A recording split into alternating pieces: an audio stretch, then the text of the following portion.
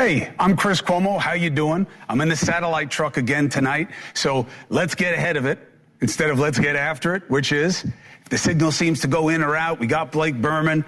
Everything's going to be fine, all right? And I'm here to thank you for joining me on NewsNation and helping me get after it. Many of you have pointed out that I don't seem as engrossed in the apparent shift from Biden to Harris as some are.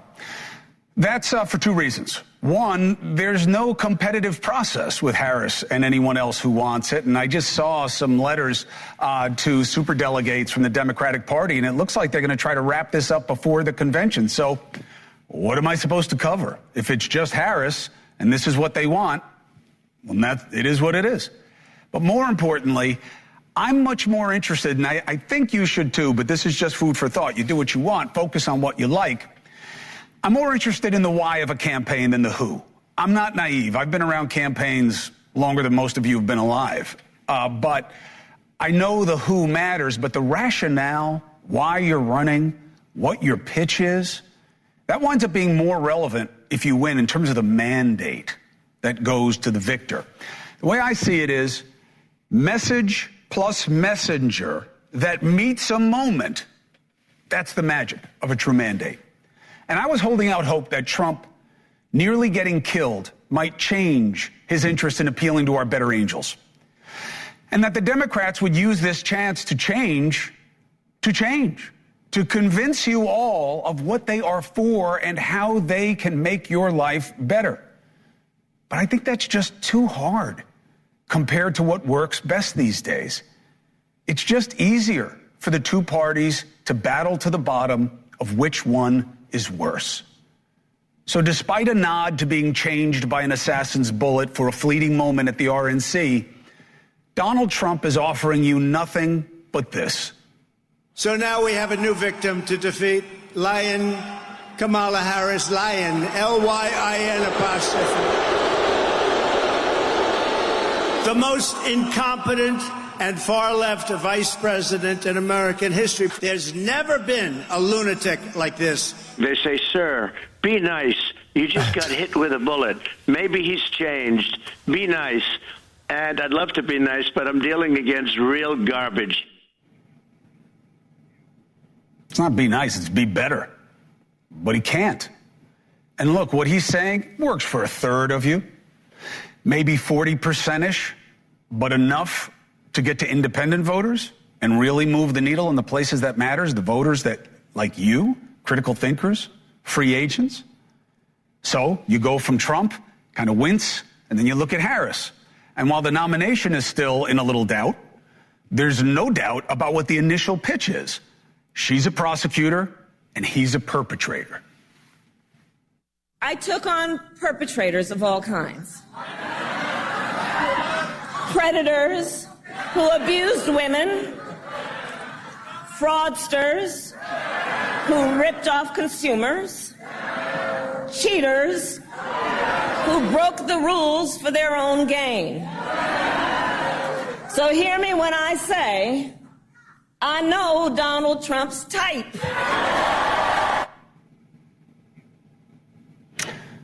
So that's what we're getting. The why of this election, instead of an appeal to make what this country great, is to make what's supposed to be great seem horrible. Now, I am a dizzy romantic in love with the dream of America's potential. I was raised on it. The beauty of the collective power and collaboration of a disparate group of Americans, myriad types, faces, places, all of us interconnected and interdependent, knit by common cause, a more perfect union. I love it. I love the idea of it. There's no other place that's even trying anything like it. I believe in it so deeply because I was raised on it, preached to about it, and how my father went in one generation from an illiterate grocer as a father to him being a governor. That is how amazing America can be. That's why he went into public service. That's why there was so much sacrifice from my family. He never made money. And many in my family, I'm like the only one that you can look at and be like, I don't know what value. Everybody else in my family has committed themselves to medicine and legal help for people and homelessness and, telling stories. And my brother is obviously in public service. I'm the only one who just talks about it. The rest of them all act because we're in love with the potential of us, because that is who we can be. But instead, we're doing what's easy and cheap and ugly and obvious. We're getting drowned in division and fear. And I realize now Trump, Harris, no politician, no party, no one's going to save you. Howard Beale was right. You cannot put your fate in the hands of a system or a political party or a politician. The only thing that can make things different in America is bottom-up power from the people. Howard Beale, the movie, Network, 1976, nailed it. The movie, Patty Chayefsky wrote it. And in it, we're called by the network's main character, Howard Beale, this newscaster who literally goes nuts, right? And he would walk onto the set. He's like in a raincoat in his famous moment. He's walking through the rain as everything's kind of seeping into his insanity. And he goes, "I must make my witness," which I say is a joke all the time. Now people will know where I'm getting it. And he makes his witness that we must heed. And it makes every bit as much sense today in 2024 as it did in 1976. We know the dollar buys too little, he intoned. Employers demand too much. We know that politicians would rather point fingers at each other than join hands and do anything about the crime and the contamination in our air and water and culture. And that then, as now, most of us just want to be left alone with our comfort and our comfortable things and our insulated lives.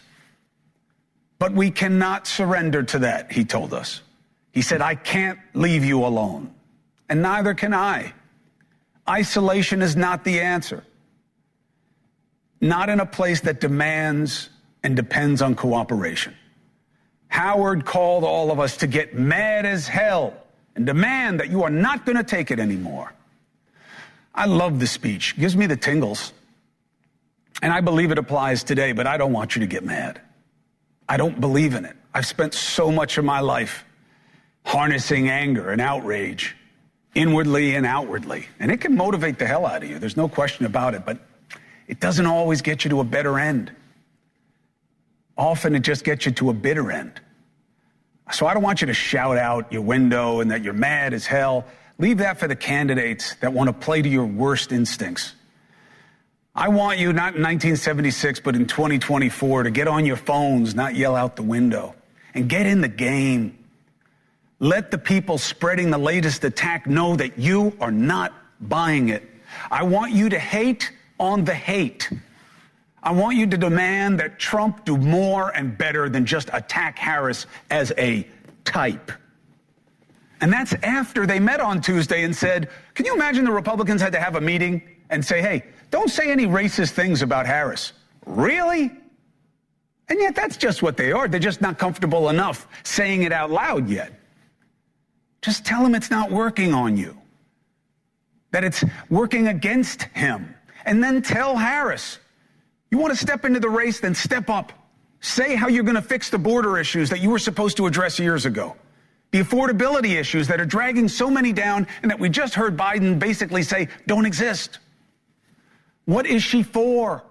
We know what and who she's against.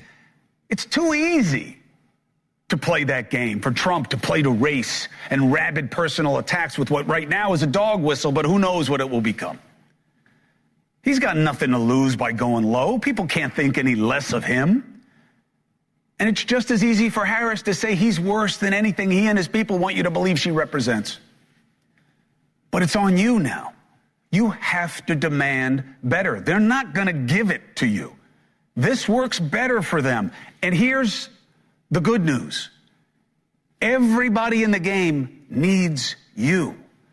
The critical thinkers, the independents, the people who are post-left and right and obsessed with reasonable, who refuse to be duped by divisive party politics. You are there. I know, because that's why I am here. I am not picking a side. I am not playing to a party. I do not see them as equal, and it doesn't matter to me because I hate the game they're playing. And I hope I live long enough to see it change. You will decide the election. So I want you to get on your phones and spread the word and target the toxic and demand better. And that is the first step to getting to a better place. Get on there. Say you've had enough. Don't echo it. Don't comment on it. Don't play their game. You're not going to fall for it anymore. Howard Beale was right then, and the remedy is the same now. So we know what they're doing, okay? The question is, who is it going to work better for, all right? Now, the latest thing that people are chewing on is 3 years old, okay? Republican VP nominee J.D. Vance, when he was kind of making his full transition from anti-Trump to Trump sycophant, he sat there on Tucker Carlson's show and said this. Look, what I was basically saying is that we're effectively run in this country via the Democrats, via our corporate oligarchs, by a bunch of childless cat ladies who are miserable at their own lives and the choices that they've made. And so they want to make the rest of the country miserable, too. And it's just a basic fact. You look at Kamala Harris, Pete Buttigieg, AOC, the entire future of the Democrats is controlled by people without children. Tucker's listening because he liked it. At the time, Tucker was all about finding ways to exacerbate the division. What's he doing now? We'll see. We'll see. So what is this state of play, and who does it work for, and what does it work? Why does it work for one side better than the other? Let's bring in Democratic strategist, former Obama campaign advisor Amisha Cross, and journalist, political commentator, true conservative, Scotty Nell Hughes. Thank you both. First, Scotty, as a real conservative, are you satisfied with the level of rhetoric coming out of your nominee and his VP pick? I do not like the rhetoric coming out of either side. And unfortunately, while I completely agree with your monologue, Chris, that genie's already out of the bottle, and it's been going progressively that way for the last 10, 15 years. And you have to hold both sides to the same standard. And I think that's where a lot of this criticism over J.D. Vance's comment is a little hypocritical. I mean, everything that you mentioned, I agree. It's on both sides that it's, Trump's, the things that he's saying isn't necessarily the verbiage I would choose. But you have to realize this man's hitting back at a party that has constantly called him Hitler, has constantly said that the Republicans are trying to attack democracy and destroy democracy. So you have to hold both accountable. And unfortunately, like you said, both sides are going to have to tone down the rhetoric. And we've already had one very violent scene happen on the campaign trail. Unfortunately, that didn't seem to hold anything for too long. I would hate to see what might cause everybody to have to come to a complete neutral standing and get along, because I don't know if our country and politics, the state today, is even capable of it. Amisha, look, I think it's easy to argue that, hey, both sides may get into it, but nobody does it the way Trump does. But I don't really care about that reductive analysis. I care more about what you think works best for Democrats. Harris can fight in a way Biden couldn't. I think she'll tune Trump up if they're in a debate. I don't know that that's the best thing for Democrats, though, in terms of convincing the American people that they can make things better. What's your take? Well, I think that she will meet fire with fire. We've heard some of the most egregious commentary from Donald J. Trump, and I think that the both sides is completely ridiculous. We have someone who called African nations shithole countries. We have someone who has called women nasty, who has talked about even a former Fox News host leading from her whatever. We've had him, you grab them by the genitals. Like, I don't think that there is anything here that is equivalent on the left. But I do think that, back to your original commentary, J.D. Vance is trying to isolate women. I would argue the Republican Party has done a really good job of isolating women, whether it's women's reproductive rights or trying to reduce women to only roles that exist within the home. If that is your personal choice, great. But for many women across this country, it isn't. They want to be working women. And I think that in a country where you have so many more women voting today than we've had historically, and in a country where over 54% of women under 45 have chosen to not be parents or are not parents right now for various reasons. Some because they've had miscarriages, some because they've had stillbirths. Unfortunately, that recently happened to a friend of mine. Some because they cannot afford in vitro fertilization, which Republicans are fighting against anyway. And many because, quite frankly, the high cost of childcare prevents them from being able to take that next step in life. I think it's very important to recognize that women have choices and freedoms, but many women are also having basic reproductive issues, and calling them childless cat ladies isn't only offensive, it's completely ignorant. Whether it's in context or not, Scotty, that's the way it's being interpreted. Not only are you guys 52% of the population, but the idea that women vote the way their husbands tell them to, I don't know holds true the way it used to, or at least I hope it doesn't. Scotty, what do you say to the women out there who are like, wow, Trump found his equal in this guy Vance? They're really misogynistic. Oh, those are such tired talking points, Chris, from 2016. We heard them before. We were able to answer them. I mean, it was given from the second that Joe Biden decided to issue his little press release of stepping down from the campaign or being forced out by his own party of his own campaign, that they were going to do everything they could to make J.D. Vance be the most chauvinistic, sexist man, second only to Donald Trump. That's just the old rule that all the Democrats have done to every male politician. The reality of it is that his life speaks difference of it. I mean, look at his wife, a very well-accomplished Yale Law School. She went to Cambridge and a part of a very important firm litigator out of San Francisco. So his actual life and the things that he says and the things that he does is completely different from this spin that the Democrats are going to continuously do. I do want to make up one point. You cannot say anything compared to, let's see, Kamala Harris has already come out and said she insults the 18 to 24-year-olds, saying they are stupid, saying that they make bad decisions. She said to a largely Hispanic group, saying, you think you just fell out of a coconut tree? And let's not forget that she cracked a joke when she was asked about doing marijuana, saying, well, yeah, half my family's from Jamaica. That comment even insulted her own father. So when you say she's met her match, maybe it's because she's just as insulting to a lot of the key demographics that normally are Democratic that have all of a sudden decided to look at Donald Trump lately. And that's why the Democrats are going to do everything they can to demonize J.D. Vance and Donald Trump. But their actions speak louder than the words is something Democrats don't want to focus on. Amisha, Scotty Nell, I like you both. I'm really hoping that you're both wrong and that the campaigns have to turn away from why they hate the other side to why they love the country and how they're going to make it better. But I'm no fool. This is definitely the easier, straighter line to go. We'll see. Hopefully we're all disappointed in our analysis, but very gratified to be wrong because we get a better campaign. I'll keep pushing for it. Scotty, thank you very much. Avisha, appreciate you. Misha, thank you very much. All right, 4 minutes, 5 seconds. When we come back, I want to keep going over what we're learning about the plot to kill Donald Trump, okay? The FBI director threw us a curveball in saying, you know, this guy's a Republican, Christopher Wray. I don't buy any of this lefty plan things. This guy's a Republican. Was Trump hit by a bullet? He made it sound like it's a question, but he didn't offer any basis for why he's saying that. We've got a reporter on the ground at the scene. NewsNation is doing special reporting in Butler, Pennsylvania. And we have intel from the FBI and Secret Service for you. Next.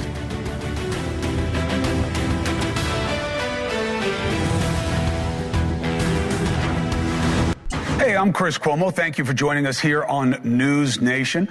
So, how much do we still need to know about the Trump assassination attempt? Now, yesterday, FBI Director Christopher Wray, I said, and I still believe, one-upped the Secret Service person, Cheadle, who resigned. I felt that he was more transparent. I felt like he knew he had to be after what happened with her. But then he said this. With respect to former President Trump, there's some question about whether or not it's a bullet or shrapnel that hit his ear. I mean, and then he didn't say anything more. So, of course, the internet blows up, right? And, I'm not hey, you're both sides. I'm not both. I don't see the parties as equal offenders. I've never seen any party co-opted by toxicity the way the right is with Trump. I've never seen anything like it. But the two fringes are absolutely terrible. And the left fringe, which is it didn't happen, Trump set it up, they're just as stupid as who they say they oppose on the opposite fringe, on the right wing. So this guy adds to it. Oh, it may have been shrapnel. What do you mean? A fragment of a bullet? What ripped through his ear? Oh, it was just a piece of glass. Yeah, just a piece of glass, not if it's your ear. And the two teleprompter frames are intact from what we see. So where? How do you just leave it like that? So Trump's campaign spokesperson blasts his testimony. Anyone who believes this conspiracy BS, which is ironic, coming from people who peddle conspiracies all the time, is either mentally deficient or willfully peddling falsehoods for political reasons. Well, that's what Trump does all the time. So what's happening this time? Let's bring in NewsNation senior national correspondent Brian Entin. He's on the scene in Butler, Pennsylvania. I mean, Brian, do I have it wrong? He's out there working on a special tonight called The Plot to Kill Trump. Is there proof of what actually happened that we don't know and that wasn't a bullet?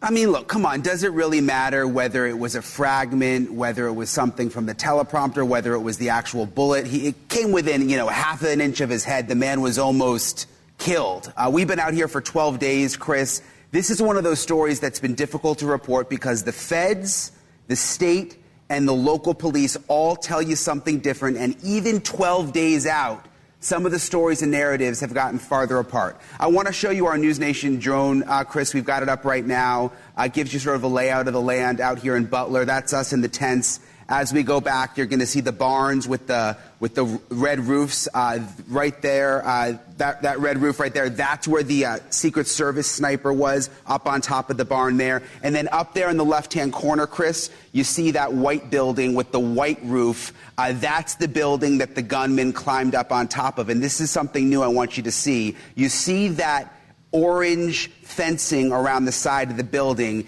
They've closed off the air conditioner units. What we've learned, initially they thought maybe it was a ladder he used to climb up on the roof. It was actually the air conditioning unit right there. He climbed on the AC unit and then was able to get up on the roof of the building, Chris. What is the fence supposed to do? Well, I think it's just part of the investigation. They don't want anybody over there as they continue to look around. They just put it up ever since the FBI's been out there.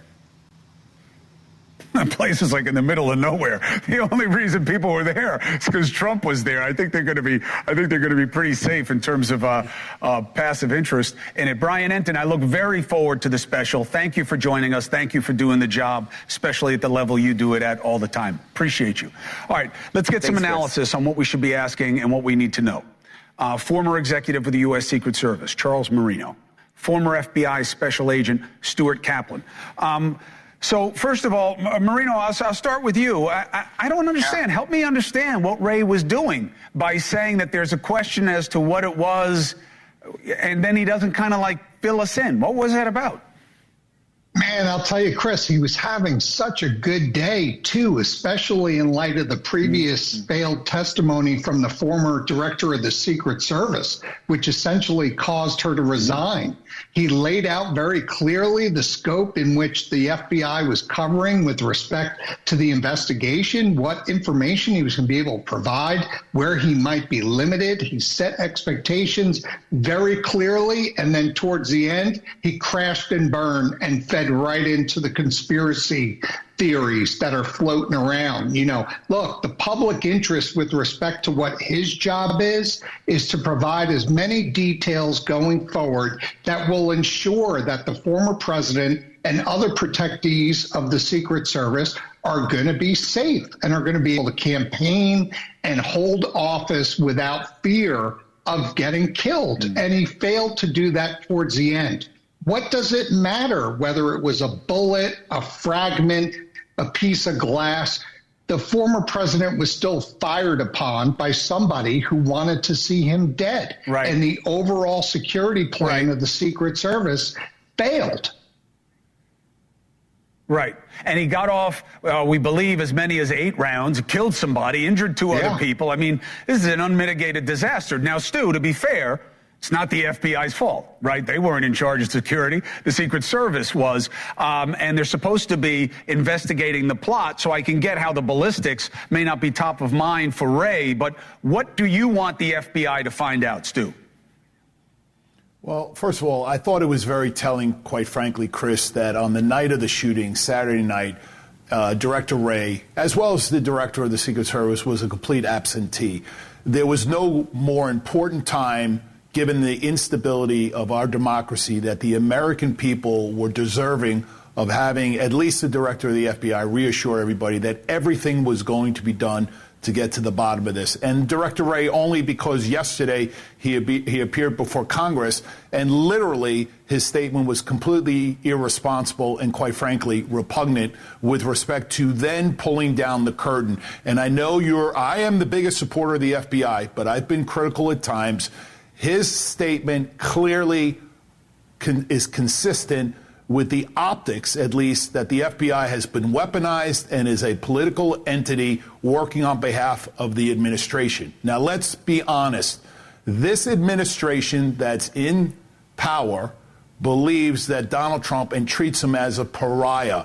There is no doubt that the Secret Service was deficient in the necessary assets and resources that on any other day for any other person would have been in place to ensure not only the former president's safety, but the general welfare and the safety of the people attending that rally. Well, my concern, let me just finish, Chris. My concern is there is a passive undercurrent. There is a passive undercurrent where there's a contingency that knew that with the absentee of those necessary assets and resources, they left Donald Trump vulnerable for a potential assassination. And what I can't understand is, and Wray said it yesterday, the investigation of the deficiencies of the Secret Service fall upon the Inspector General and on the Secret Service. No. Don't we want to know if there was a passive, concerted effort for plausible deniability that somehow they left him vulnerable for the very outcome? Don't we want to know that? Yes, and shouldn't that be the FBI we do. Who conducts that? We do. But yes, that's fine. Yes and yes. But Stu, just don't get two steps ahead. You're right, we want to know. And you said you think that that's what was going on, but we don't know. And let me end with you. Wait, Chris. Wait, Chris. You have a guest here who is a former Secret Service. You ask him on any of his missions and any of on the protective details, if he ever had a scenario where the assets and resources were deprived or deficient as they were 2 weeks ago on Saturday. Ask him. But that's not the question. Here's the question for Charles. Sure. Do you believe that what happened to Trump? No, Stu, here's the question. I guarantee you'll like it better, or you should anyway. Yeah. Charles, do you believe that what we saw on that Saturday is explained by the Secret Service setting Donald Trump up to be an easy target? No. Do I think it's the politicization of the Secret Service? Absolutely not. Do I think there's mismanagement of resources that need to be explained? Absolutely. Should there have been a denial of resources to not match the overall threat level of the country and the threat level of the former president? Absolutely.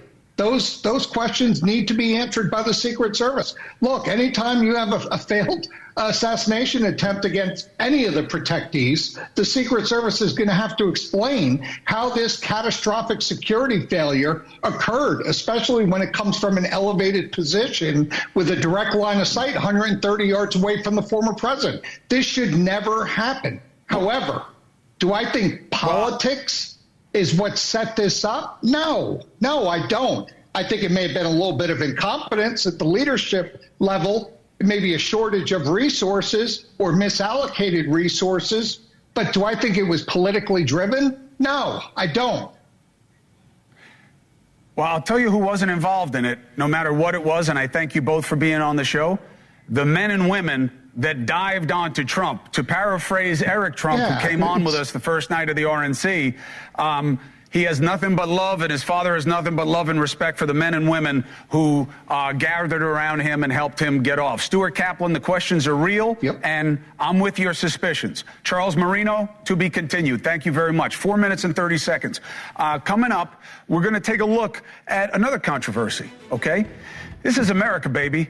Get your protest on, okay? Whatever you're about, this is what we get to do here. We get to shout it out. We get redress from government. That's what we're about. I have no problem with people saying that they're in favor of a free Palestine, that they don't like what Israel is doing, and that they come and protest him. Now, I don't get the affinity for Hamas. They're a terror organization, especially white kids. I mean, I get wanting to identify with the oppressed, but you don't have to become an a-hole to do it. What is going on? Two different perspectives. Next.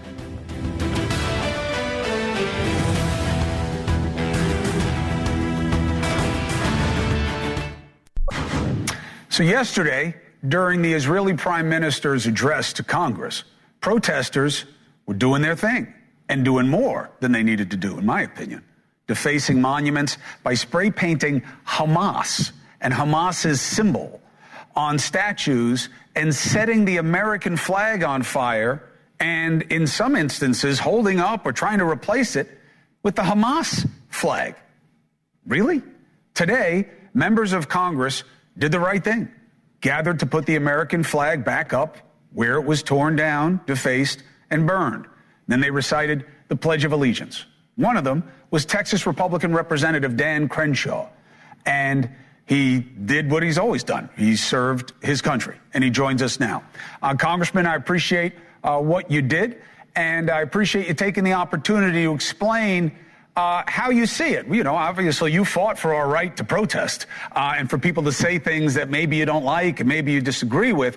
But what do you think is going on with this robust move, not just toward a free Palestine, but somewhat sympathetic to a terror organization?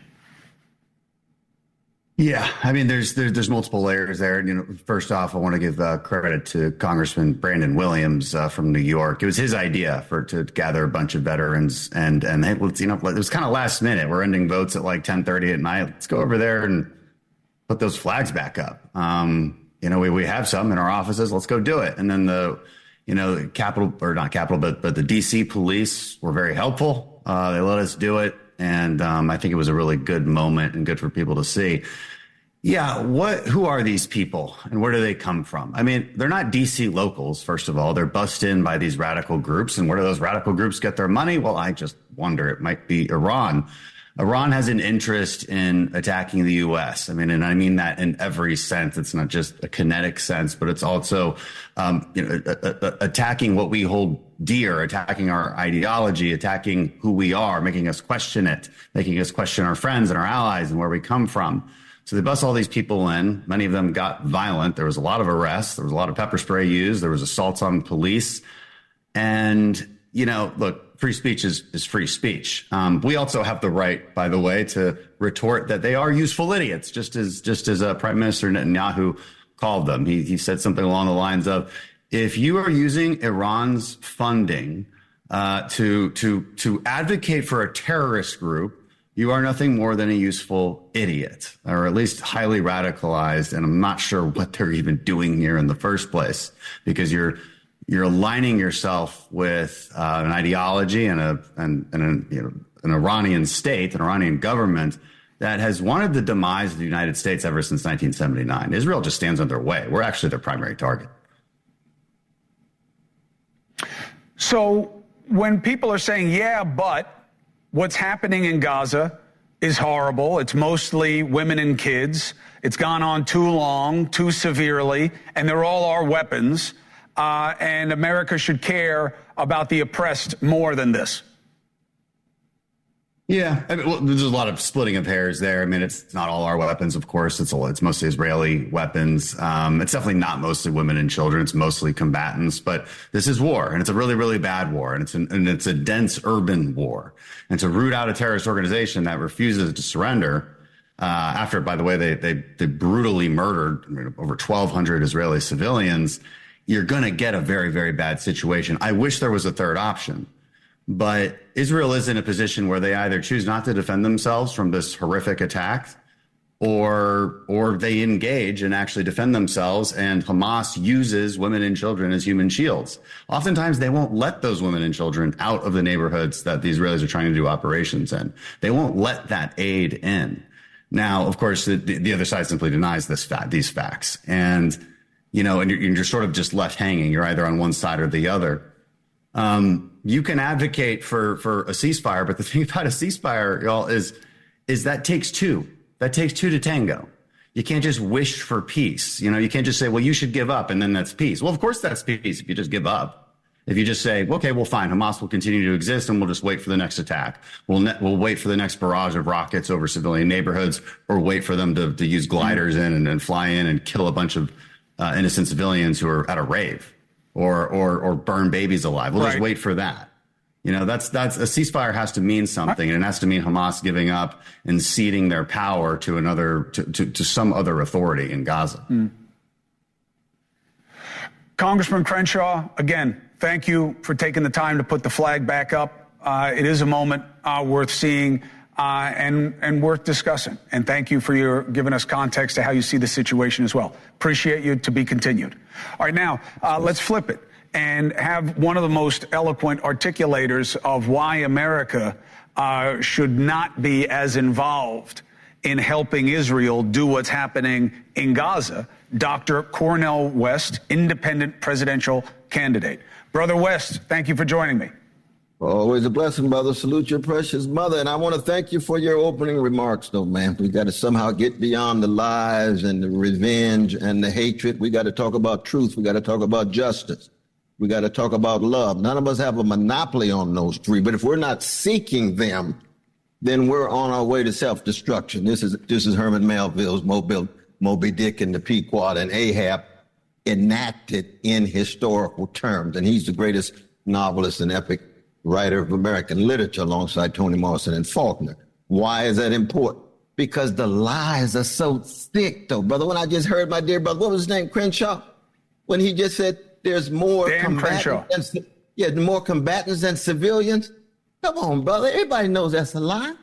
All the evidence is such, it reflects a indifference or a callousness or even a contempt to precious Palestinians. You got genocide going on. You got ethnic cleansing going on. You got 15,000 Palestinian children killed going on. If that doesn't move you, then we've got a spiritual problem.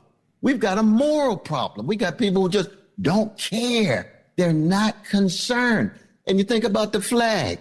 Now, the flag, we can look at it from the vantage point of the United States. Some of us, including myself, have relatives who were lynched hanging from trees coming home from World War I in the American flag.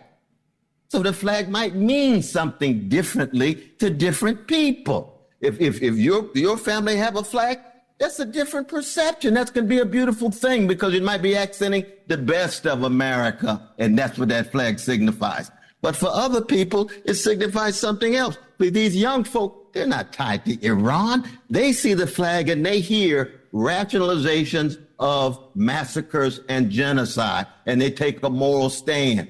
And that's true for any set of perceptions. And no one set of perceptions capture the whole truth, though, Brother Chris. Not at all. The flag's going to mean listen, I hear you. I hear you, and you are allowed to. And so forth. And that's why freedom of expression is so important. We all have a right to be wrong. I'm with it. We all have the right to express things that we feel very deeply about. Absolutely. I am with it, and the Supreme Court codified this for us and said the flag can get treated just like everything else. And that's why you're allowed to burn it and not get arrested. But here's the part I don't get. Everything you just said, I think, is saleable. People can make their determinations of whether they want to agree or not. You never mentioned that you are a proponent of a terror organization. Why are so many of these people doing this? You see on your screen right now, why spray paint Hamas? Why be for the Palestinian people? Hamas is part of the problem, not the solution.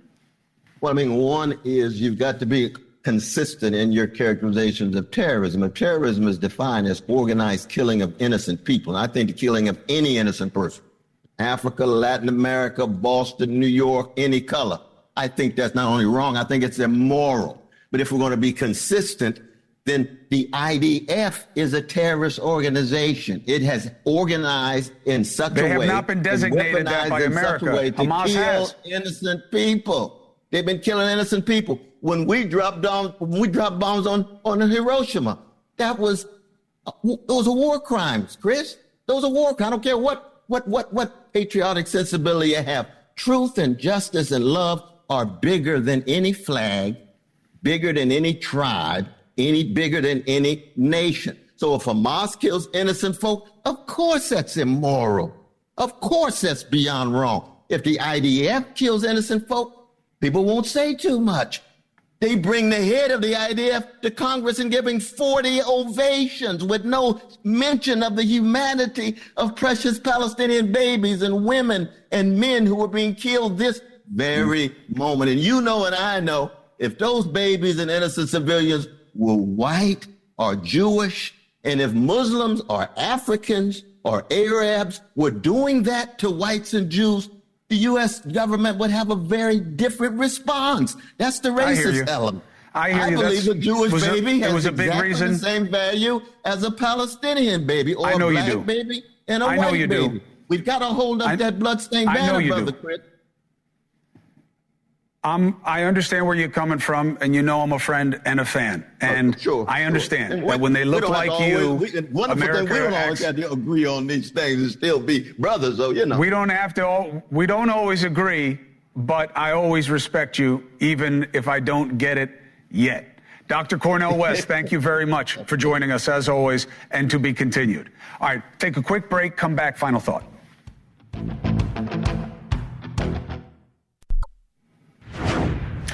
We're going to do your calls in a big block tomorrow night, maybe two, all right? So keep calling. I went long. I just felt you were better served by that content. So people ask, what about what happened to Howard Beale and Network? Okay, you're right. That's a good point. So Howard Beale does this populist appeal, right, that everybody's got to get mad as hell and say you're not going to take it anymore. And it goes boffo all over the country. People are getting into it, demanding better. Then the boss of the boss of the boss, this guy named Jensen, takes him aside, Ned Beatty, a brilliant performance. And he says, you have disturbed the primal forces of nature, and that there are no nations, there are only corporations. And you have disturbed the balance, which is where the corporations must rule. And we must do what is right for them. Wow, does that smack familiar? That is exactly what's happening today. Whether it's who owns the media, and how that control is used as influence would never work on me. I'd much rather lose my job, but there are plenty who would play ball. And you see it in terms of the money that goes into politics. Who's going to turn down the money? It's so important now. So that's what happened to Norman Beale. It ain't happening to me, and we're not going to let it happen to each other. We'll be back right after this with Dan Abrams. That's all we have time for tonight. Dan Abrams, right now.